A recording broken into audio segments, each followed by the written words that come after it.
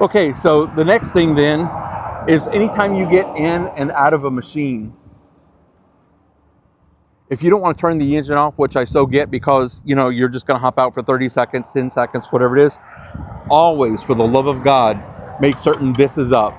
That way, if you get out and you put your shirt or your belt or whatever on any of this stuff, as you start to move, you don't hit this and this thing starts doing a fast 90-degree turn, to the right, and this thing's going to run on you, and that right there, it's going to hurt your leg.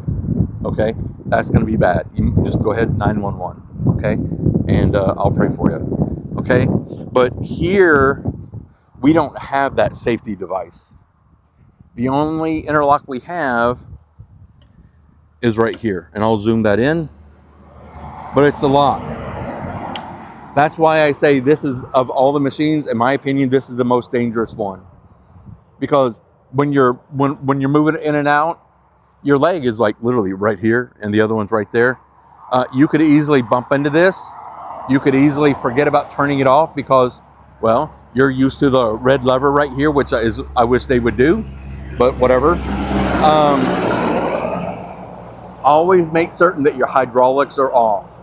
And then the other thing, and this isn't a big factor on these machines, but in these cab models where you've got a little more room in there and it's a little nicer to operate, I'm going to go back over here in the shade. If you're turning around because, let's say you're up north, or, it's below 70 degrees in Texas, because it gets cold down here, and you're turning around to get your jacket because the heat's not working or whatever. Before you turn around, raise that safety lever bar to disconnect your hydraulics. If you turn around and you hit one of those controls and you've got a guy out there, you could crush him. I actually did a video back in June. It was probably posted a little after July 4th, where I was overseas and I was doing a video like this. I was doing a video on an R32, and there was a guy, literally, there were like dozens and dozens of machines just like sitting right there on top of each other. And he started a machine up that was like, well, first, so you can go watch the video and you'll see it ends as soon as you hear this loud boom, and I about crapped in my pants.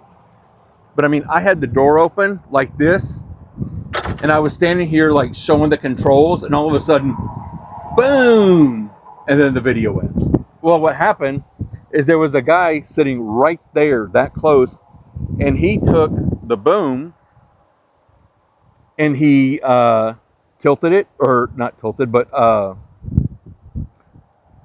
swung it this way, and that boom bucket went right into here, shattered the glass. Okay, literally. So I'm standing right here. It hit right there. I'll go crazy and say 18 inches this way, and I probably wouldn't be here talking to you. Literally, it would have crushed my entire chest cavity, and I would have died in China. That would not have been good. Okay, all because of the hydraulic safety bar issues. And you can say maybe not paying attention, not sure, you're not, whatever. But at the end of the day, if that would have been up, that would never have happened.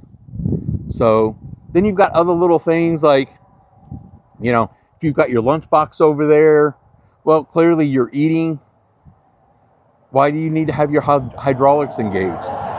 Raise it up. I get it. It's hot. In Texas today, it's probably like 94. Not nearly as hot as normal. And you want to leave the machine running to get air, have your cab cooled.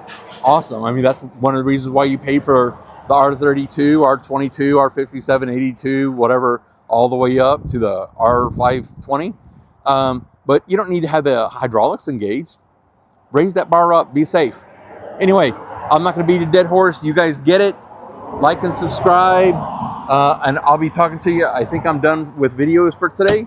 I've got other equipment I've got to get ready. We're headed to Houston tomorrow to pick up some excavators and about 20 something attachments. Y'all take care and have a great day. Bye.